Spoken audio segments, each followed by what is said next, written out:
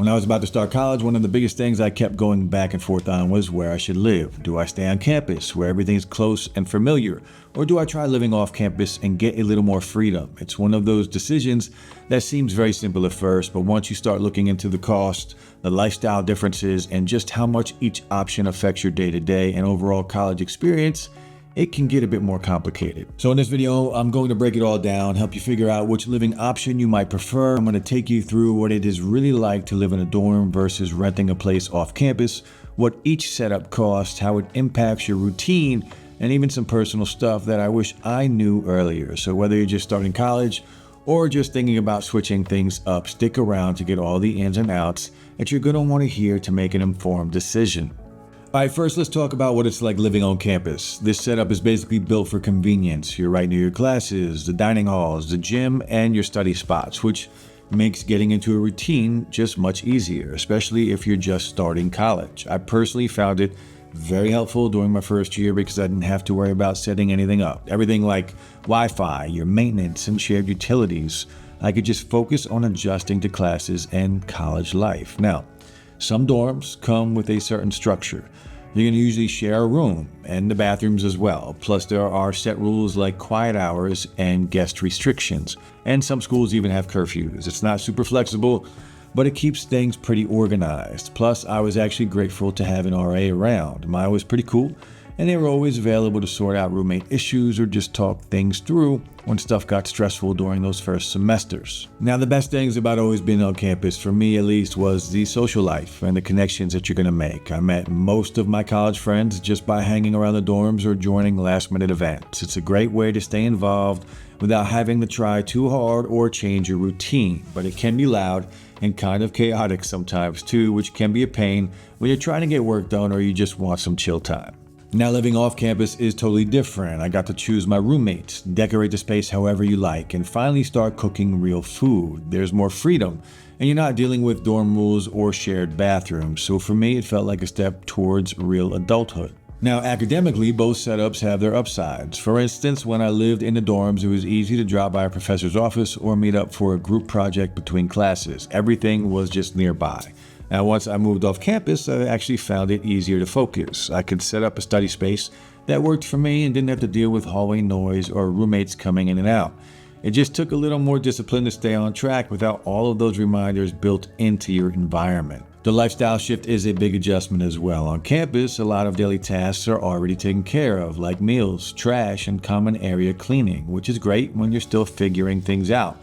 But living on your own means taking all of that on yourself, and it took me some time to get used to all of the new responsibilities, but I ended up learning how to shop for groceries, how to cook, and maintain a routine, and those skills will stick with you even after college. Then finally, the social dynamics shift quite a bit when you're not surrounded by people all of the time. Since you're not running into classmates in the hallway or joining last-minute dorm hangouts as often, it can be harder to make new friends and keep current relationships going. You have to make a bigger effort to be intentional, send a text message, or set aside time to hang out and catch up. It is still doable, but it takes a bit more planning and initiative, though it gives you a pretty good idea of what life's going to be like after college. Now, let's not forget to look at the money side of things, because whether you're thinking about staying in a dorm or renting your own place, cost is a huge part of the decision. Now, starting with on-campus living, the biggest perk is that everything is bundled. Your room, your meal plan, your internet, your water, and your electricity is all covered in one payment, usually through your tuition or financial aid portal. When I lived in the dorms, I never had to deal with surprise bills or remember multiple due dates. It really simplified everything, especially in that first year when I was still figuring out how to manage my time and my responsibilities. Now, off-campus living might seem cheaper at first. Rent looks lower, especially if you're splitting it with roommates, but once you start adding in utilities like gas, electricity, trash pickup, and internet, the numbers start climbing. Plus, most off-campus places are unfurnished, so you'll probably end up spending a good chunk of cash on basics like a bed, a couch, or dishes. I remember getting what I thought was a great deal on rent only to drop over $300 on a couch. Also, there's the leasing process. Most landlords will require a security deposit and application fee, and leases usually come with the risk of rent going up when it's time to renew. Plus, grocery shopping also becomes part of the equation, and while cooking at home can save money, it also takes more effort and planning. Next, you got to think about transportation. When you live on campus, you can pretty much just walk everywhere. But once you move off campus, you're going to have to factor in commute time and costs like gas, car maintenance, and parking. And here's the thing, a lot of students, including myself, will hit that point where scholarships and financial aid just don't stretch far enough to cover everything, especially when it comes to housing. So that's when a student loan can really help to bridge the gap. And whether you're leaning towards staying on campus for the convenience or prefer off-campus housing for more freedom, a loan gives you the flexibility to choose what will actually support your lifestyle. Now, there are a lot of other options to consider if you're thinking about taking on a student loan, like government loans or private lenders like Sallie Mae, Ascent, or Earnest, all of which offer different perks depending on what you're looking for. Some focus more on refinancing, while others offer flexible repayment plans or quick approvals. But personally, I went with College Ave, and there were a few reasons why. First, their rates were more competitive than our lenders I looked at. Fixed APR start at 3.19%, while the variable rates start at 4.24%. When I applied with the cosigner, we landed a fixed rate of 5.1% on a $20,000 loan for an 8-year term, which felt pretty fair for what I needed. Now, I could have gone with a shorter term to get a lower rate, but I didn't want to strain my budget while I was still in school, so the 8-year option was a nice middle ground, which has reasonable monthly payments without piling on too much interest. But what really stood out to me with College Ave was how flexible everything was. The application didn't take long.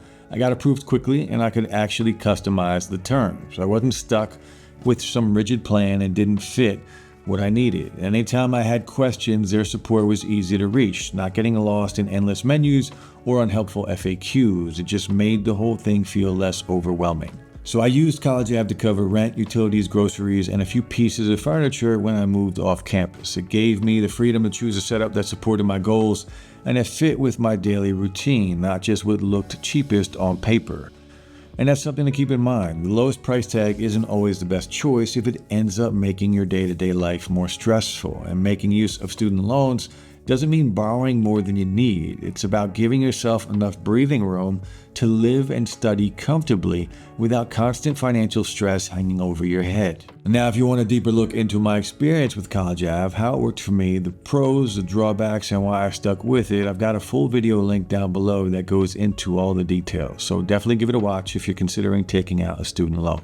And if you're interested in covering some of your school costs with College Ave, then you can check out the affiliate link in the description below, where we've got some special deals that you won't find if you go directly to their website.